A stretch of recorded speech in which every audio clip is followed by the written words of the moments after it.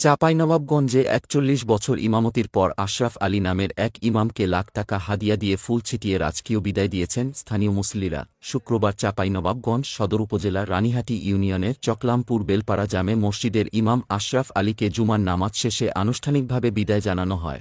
আসলে ইমাম হিসেবে উনি খুবই ভালো মানুষ ছিলেন, তার পরহেজগারিতা ছিল, মানুষের সাথে খুব ভালো ব্যবহার করতেন। আমরা ওনার চলে যাওয়াতে সবাই মর্মাহত।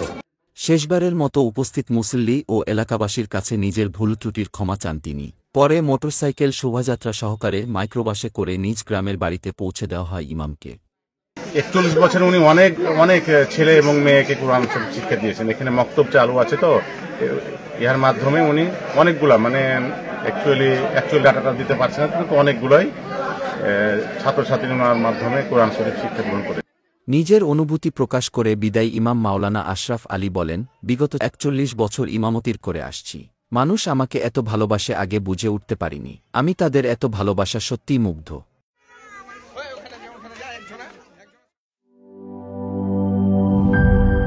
শিয়া বাটার ও ভিটামিন ই সমৃদ্ধ lily glam beauty soap. Lily, always beautiful.